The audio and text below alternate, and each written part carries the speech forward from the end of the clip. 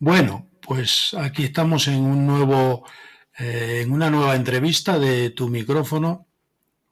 Como siempre, nosotros hemos puesto ahí un nombre, que es el nombre de la persona, pero nos va a aclarar quién es ella misma o él mismo. Yo sí aclaro que estamos ante un artista y por tanto vamos a disfrutar de ello.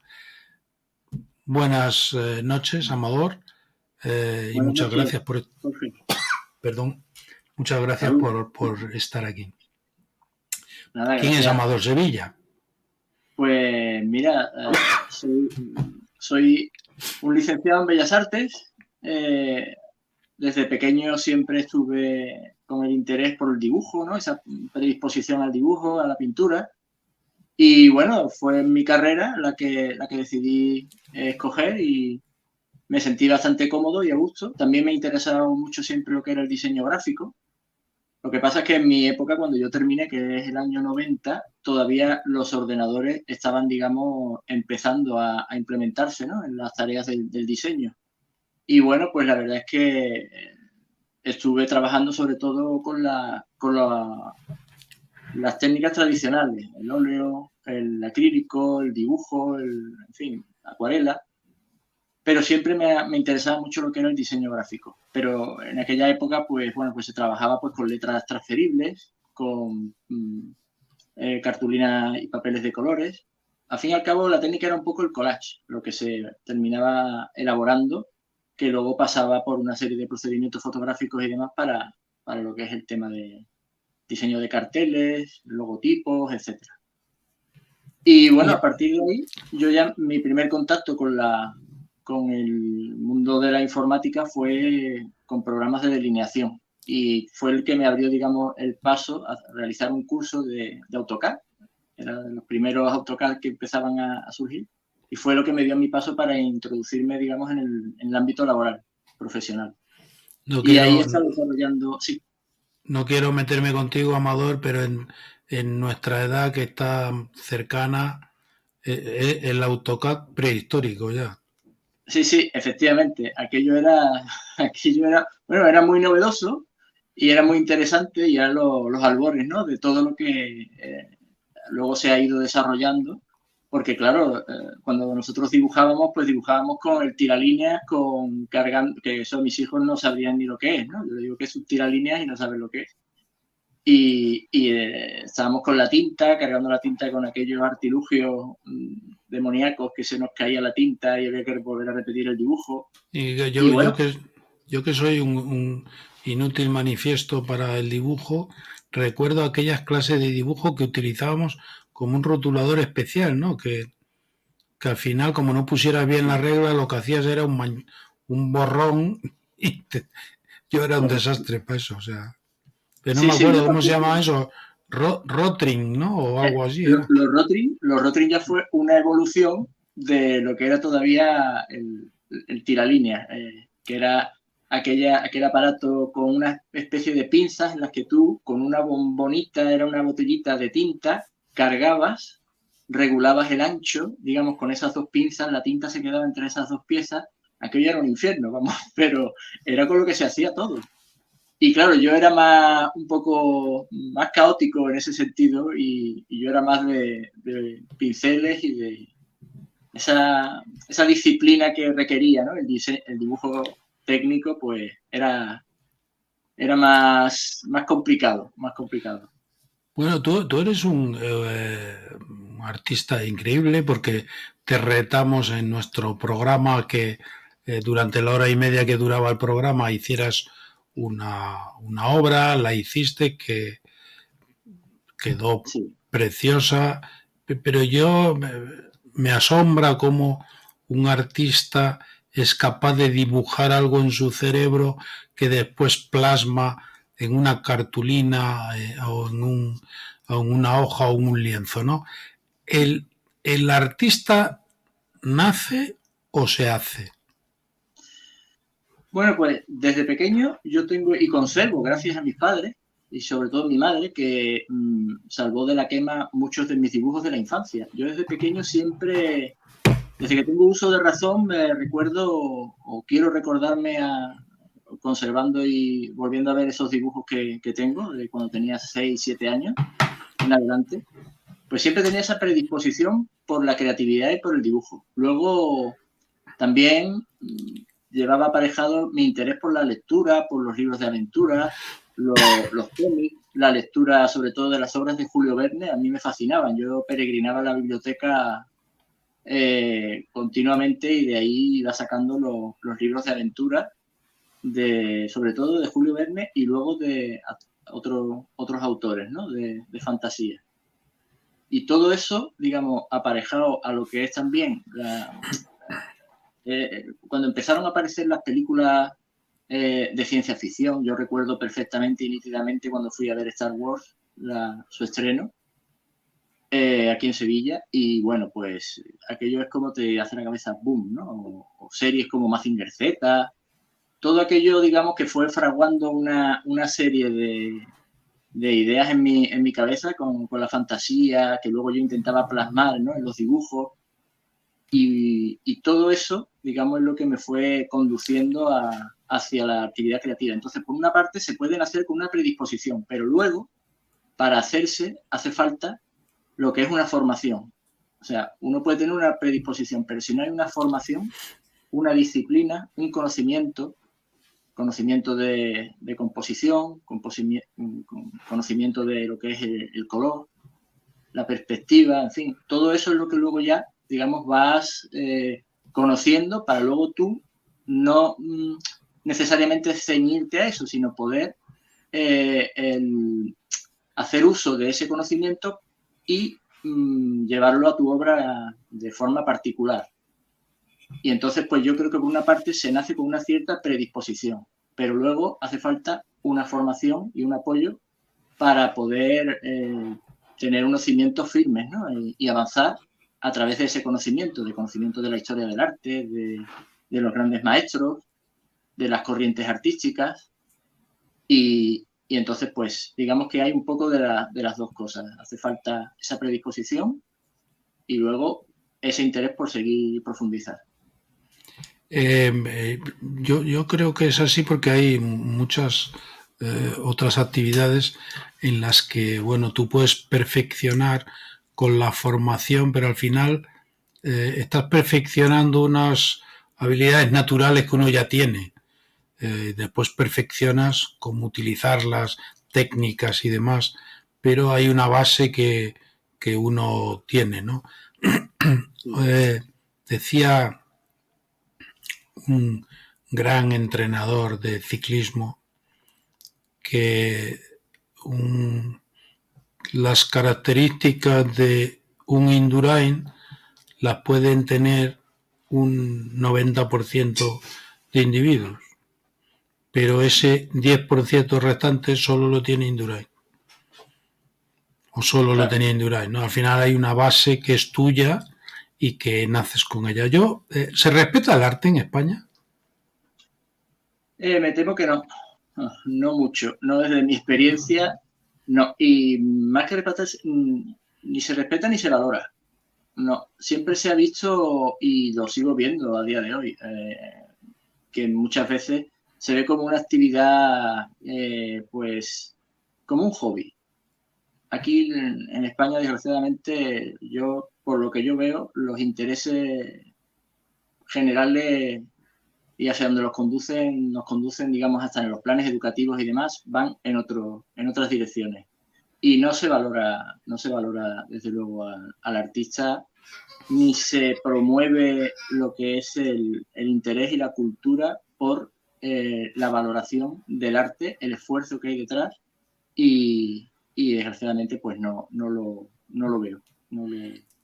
Es que yo creo que con la pintura pasa lo mismo, lo que pasa es que ellos tienen más reconocimiento, pero pasa lo mismo que con la escritura, que con los escritores, es decir, salvo los muy famosos, hay miles, millones de escritores que no son famosos y que los ciudadanos parece que los toman como tú bien dices, como gente que está, bueno, no desarrollando un trabajo, ¿no? Sí, Parece que nos cuesta relacionar trabajo y arte. efectivamente. Y pasa también con los músicos, también lo es, ¿no? Hay muchas personas, ¿no? que estudian una carrera, que están con un instrumento, o escritores, como bien dices, y que, bueno, pues no estás en esa esfera, ¿no? En ese nivel, que también, pues detrás están las grandes editoriales, o están en el caso del arte, pues el mercado del arte. Hay un escalón grandísimo entre, digamos, los que estamos en un término medio y queremos a lo mejor pues aspirar a participar en grandes galerías o grandes eventos artísticos, ¿no? Como puede ser Arco o Estampa, etcétera. Hace falta tener un poderío económico por una parte para invertir por parte de los artistas, y luego pues para llegar a ese nivel se ve como algo bastante complicado de alcanzar, a no ser que tengas, como se suele tener en muchas cosas, ¿no? Padrinos, ¿no? Que te introduzcan y que puedas llegar a que tu arte se visibilice y se pueda apreciar por personas también, oye, que tengan ese interés, que yo también entiendo perfectamente que hay personas que tú dices, pues, no es algo que me llame la atención, prefiero otro tipo de actividades, ¿no? Que son perfectamente respetables y se entiende. Bueno, pero Pero sí yo que, desde aquí, desde este micrófono, reclamo la atención para artistas como Amador Sevilla, que tienen que tener su oportunidad, porque lo que dibuja, lo que pinta son verdaderas maravillas. Entonces yo creo que muchas veces la fama es un galardón que uno obtiene sin muchos méritos. Es decir, no pues, son muy diferentes o no tienen más habilidades que Amador, probablemente tienen más padrinos, eso sí.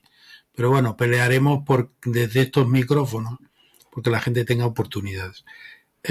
La siguiente pregunta que te iba a hacer, no sé si contestármela yo mismo. Te iba a preguntar si se puede vivir del arte.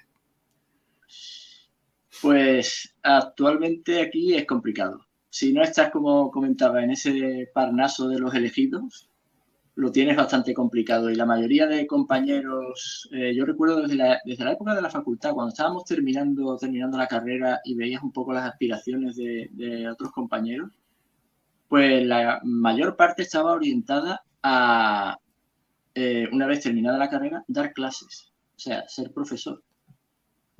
Pocas personas se planteaban la idea, ¿no? de ser un artista y vivir de tu arte. Pero claro, también conforme tú vas avanzando en la carrera y vas viendo las posibilidades que ofrece, ¿no? la carrera de Bellas Artes, la carrera artística, pues yo puedo decir, y ha sido la mayor parte de mi vida laboral, la he desarrollado en un espacio en el que no es lo habitual. O sea, yo he estado trabajando más de 20 años en una ingeniería, trabajando con ingenieros y arquitectos en proyectos de muy diferente nivel, Eh, o sea, obra civil sobre todo. Y claro, me decían, ¿qué hace un licenciado en Bellas Artes trabajando con técnicos? Y digo, pues muchísimas cosas. Es que esa es la idea, ¿no? O sea, abrir un poco el campo de dónde está el arte, porque yo podía aportar y me venían los técnicos para comentarme aspectos como el diseño exterior, los acabados, materiales, colores, y ahí yo podía aportar, pues mira, tener en cuenta el espacio donde va a estar situado, ya sea un puente, sea un edificio, sea cualquier elemento en el que hay una preocupación, digamos, por el entorno, ¿no? Donde se va a situar ese elemento, y dotarlo pues de una serie de características que lo haga también, aparte de funcional, pues que tenga una componente de atractiva, ¿no? Que sea algo hermoso, ¿no? Que aporte, que sume, digamos, al fin y al cabo, a lo que es la eficiencia de esa obra.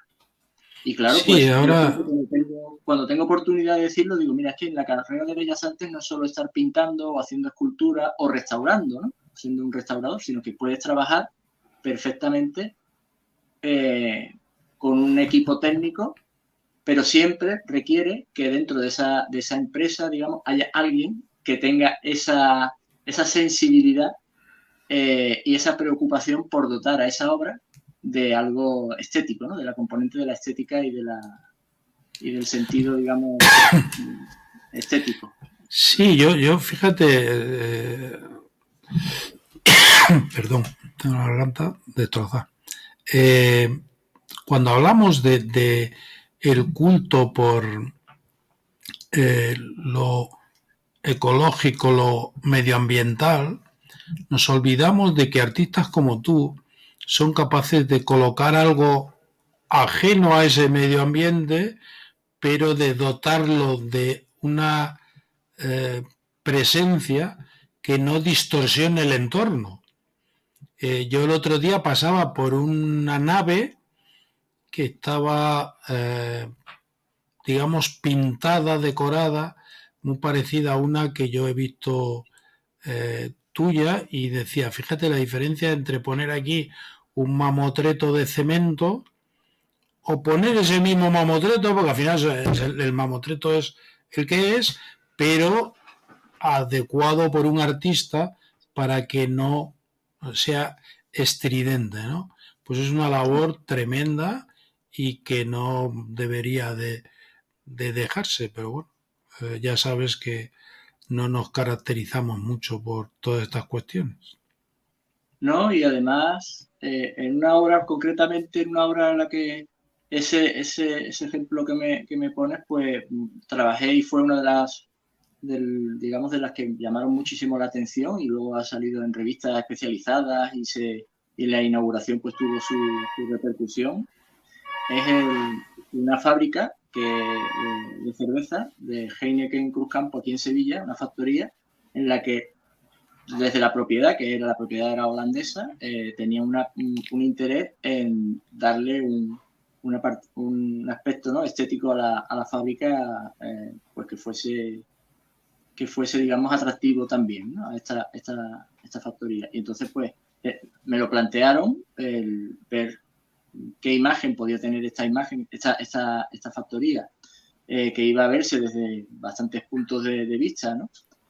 Y bueno, pues yo hice una serie de propuestas teniendo en cuenta digamos, como los requerimientos, ¿no? Los requerimientos que exigía esta construcción a nivel de acabado. Oye, pues mira, no se puede pintar, son una serie de paneles, puedes jugar con una serie de tonos, etcétera.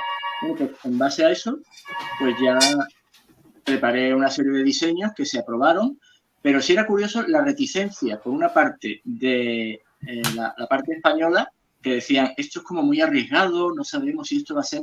Y sin embargo, desde la parte holandesa les pareció fabuloso, ¿no? Les parecía, su única preocupación era el tema de la degradación de los colores por el paso del tiempo y por la climatología, ¿no? El sol. Y digo, bueno, ahí ya es el fabricante que va a preparar esos paneles con una serie de colores que yo he ofrecido, digamos, en el diseño, pues garantiza la durabilidad de este producto. Entonces, al final, la fábrica está ahí y llama muchísimo la atención y ha sido, la verdad, es que bastante exitoso esa imagen, porque, como bien decías, puedes hacer una fábrica, un edificio que va a ocupar un espacio y bueno, pues no tengo mayor preocupación de que la fábrica sea perfectamente funcional. Ya el acabado me da igual, ¿no? O sea, blanca, gris, lo que menos mantenimiento requiera.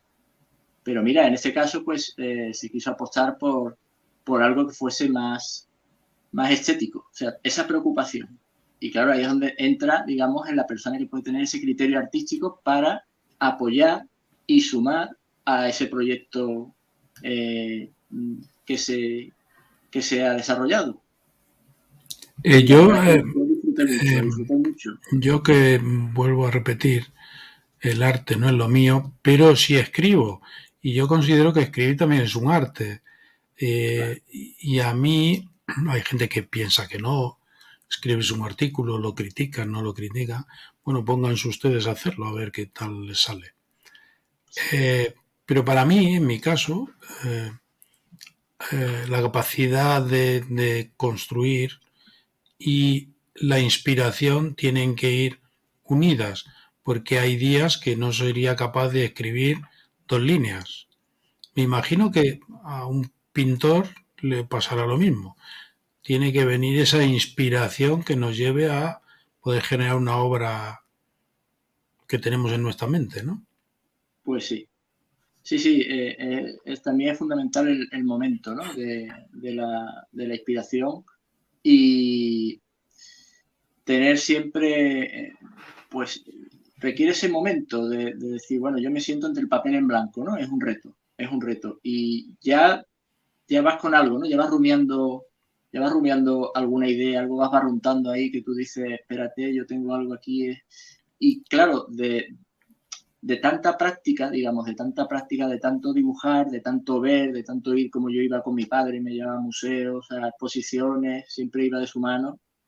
Y bueno, pues ya todo esto va, digamos, creándote ahí una serie de ideas y una serie de conceptos que rápidamente, por ejemplo, con el tema de la inteligencia artificial, cuando empezamos a hablar, yo ya enseguida empecé a ver cosas digamos, sobre el papel, ¿no? Digo, pues eh, lo traduce rápidamente lo plasmas, ¿no? Lo puedes plasmar. Claro, hace falta por una parte imaginarlo y por otra parte tener la destreza para poder ejecutarlo con mejor o peor fortuna, pero sí, hace falta desde luego esa agilidad, un poquito de agilidad mental, ¿no? En ese momento de poder plasmar en una obra de una forma gráfica, plástica, esa idea. Y entiendo que con la obra escrita es exactamente igual. Dice, ¿cómo puedo yo traducir en palabras ese pensamiento? ¿No? ¿Cómo lo puedo yo hacer de forma que sea entendible para todos y que sea a la hora sea entendible, ¿no? Que sea fácilmente entendible para el público? Eh, a veces, en algunas veces hay suficientes ejemplos históricos, el arte también va unido a la locura. El arte va unido a los excesos. Tenemos muchos pintores que, bueno, se ayudaban de sustancias para entrar, para que esa inspiración probablemente llegase cuando ellos querían, ¿no? Sí. Y hay muchos ejemplos de estos, ¿no? Sí. ¿Tú crees que realmente es necesario o eso es el recurso de malos artistas o es que se meten en una vorágine de creación que no hay cerebro que la soporte, entonces tienes que llevar el cerebro a situaciones peligrosas? Yo creo que puede ser eso un poco dependiendo de las personas. Sí es verdad que siempre se asocia, ¿no? Un poco a la actividad artística, ¿no? El, una serie de comportamientos, digamos, un poco, pues, fuera, digamos, de lo más normal, ¿no? Y hay quien recurre, evidentemente, a experimentar con, con los excesos, ¿no? O sea, desde la bebida, otros tipos de sustancias, también llevar una vida más o menos caótica, desordenada. También el arte es una actividad que cuando yo me involucro en ella, eh, A tu solo te, ante el peligro. te vuelcas, ¿no? Es que te vuelcas sobre el papel y te metes de tal forma que se te olvida la comida, se te olvida todo. O sea, estás como en otro, digamos que es casi un poco como pasa ahora cuando las personas se meten en el metaverso, se ponen esas gafas y están como alejados de la realidad, ¿no? Yo no necesito nada de eso, yo necesito un papel y unos lápices o unas pinturas o una historia y no necesito nada más. Y afortunadamente yo en mi caso la verdad es que no he necesitado nunca de ese tipo de recursos para potenciar la imaginación o para desarrollar, digamos, o invocar, ¿no? Invocar a la inspiración. No me ha hecho falta. Pero, Y también ha habido momentos en los que dice, mira, no lo consigo, no acabo, no es el... pero incluso, Necesitas fíjate, desconectar. yo en el arte, digamos, realista, no lo noto tanto, pero en el arte subrealista, Sí, una gran parte es la explicación del artista. Y yo te comento una anécdota. Yo en un sí. viaje a Zaragoza eh, fui a ver una exposición de un escultor famoso, que no voy a decir el nombre, pero muy famoso. Y entonces una de sus obras era una madera que estaba en la pared con 4 clavos y un cordel que lo rodeaba. Y entonces tuve la suerte de que el artista estaba allí explicándole la obra a alguien justo delante de mí, ¿no? Y le estaba explicando que la obra se llamaba El cuarto de los ratones y que aquello simulaba, ¿no? Y yo decía para mí, pues seguramente es eso, lo que hay ahí, pero que yo no dejo de ver una tabla y 4 clavos. O sea, es que no soy capaz. Con esto no estoy diciendo que él no lo viera, no lo explicara bien, pero que muchas veces yo creo que las mentes normales no llegamos a entender cierto tipo de arte, ¿no? Como por Bueno, ejemplo el surrealista, ¿no? sí, bueno, ahí la verdad es que, o puede ser el arte abstracto, en fin, hay una serie de estilos, ¿no? Que pueden hacerse un poquito más complicados de entender, pero yo digo una cosa, cuando me dicen, yo es que te gusta el arte,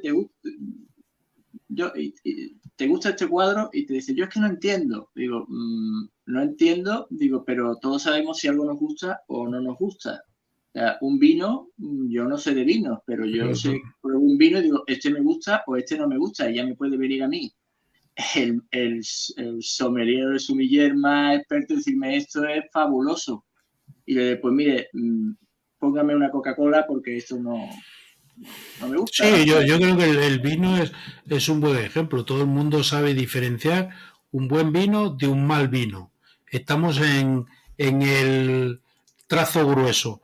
Yo después no Exacto. sé diferenciar si es una añada de 1987 o del 2023. Pero Exacto. que me sabe bien uno y otro no, lo tengo claro. Y cuando veo un cuadro, me pasa lo mismo. Digo, pues me gusta o no me gusta. Sí. Yo ahí O la no lo verdad, entiendo. sí, no, a mí hay una cosa que entiendo, para mí, desde mi punto de vista, el arte no requiere explicación. O sea, cuando veo a un artista dando muchas explicaciones de lo que quiere decir con su obra, digo, vamos mal. Digo, vamos mal porque A, el a- arte, cuando a tú eso me creas, refería, claro, a eso me quería referir yo. Si sí, tú me tienes que explicar que eso es el cuarto de los ratones porque no sé qué, no sé cuánto, es porque yo no lo veo. claro. Es que no es eso. A mí yo y he tenido alguna que otra ocasión también de escuchar a alguna persona ante una obra mía y yo por pararme a escucharlo, ¿no? Al lado a ver explicando, las explicaciones, ¿no? Que podía dar algún acompañante. Y me sonreía un poco, pero era agradable porque la obra, cuando yo hago una obra, son ideas y cosas que están un poco bullendo en mi cabeza, ¿no? Es un poco una idea que yo pretendo, que yo tengo ahí en la cabeza, la plasmo y se ha gestado pues en base a una serie de ideas y de conceptos que yo pues he podido expresar con mejor o peor fortuna. Son Pero claro, tus claro, ideas otra persona dibujadas con viene, tinta. claro, exactamente. Entonces, si yo hago esa obra y esa obra la ve otra persona y si yo, por ejemplo, hago un paisaje de una playa con un horizonte, una puesta de sol y tal muy bonita que a mí me retrotrae a algún momento de mi vida, otra persona lo ve y le encaja en algo propio, su vivencia. Entonces, ¿para qué necesita saber en qué generé yo, por qué hice yo esa playa, ¿no?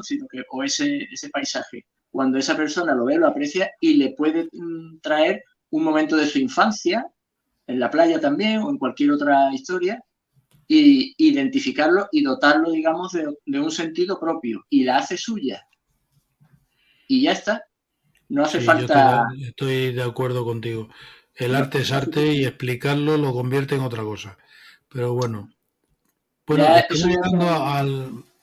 al final de nuestra entrevista y me gustaría que dijeras cómo puede contactar la gente que esté interesada con Amador Sevilla. Bueno, pues yo ahora actualmente tengo un sitio web que es papelylienzo.com y aparte en Instagram también @papelylienzo, donde tengo, sobre todo en Instagram, es donde voy subiendo buena parte de mis trabajos, ¿no? Actuales, lo que estoy haciendo, pero a través de este sitio de papelylienzo.com, ahí tengo también los accesos a todas las redes sociales y el dossier mío también. Tengo ahí un dossier un poquito donde expongo mi trayectoria artística por una parte y profesional, y esa sería las vías de contacto para poder pues conocer un poquito más de mi trabajo. Bueno, pues se nos ha acabado el tiempo. El tiempo pasa volando cuando hablas con alguien interesante. Eh, bueno, espero que esto surta efectos, señores. Tienen delante a un artista, no lo pierdan. Y seguiremos haciendo esfuerzos porque gente que no tiene esas tarjetas, que no tiene esos padrinos, puedan llegar a tener oportunidades porque se las merecen, no porque lo digamos nosotros. Yo he visto sus obras y son verdaderas maravillas, entonces se merece por lo menos que las observemos y después ya tomemos la decisión que queramos. Entren ustedes en la página web, en el Instagram y observen las creaciones de este gran artista sevillano. Amador, gracias por habernos concedido este tiempo para esta entrevista y espero seguir viéndonos, que eso seguro que va a ocurrir. Pues seguro que sí, Jorge. Y ante todo, pues muchísimas gracias por la oportunidad que me brindas aquí de poder, sabemos lo que es el tiempo y un micrófono, así que encantado. Muchísimas gracias por todo y aquí estamos. Un saludo cordial. Pues nada, un fuerte abrazo. Un fuerte abrazo. Adiós.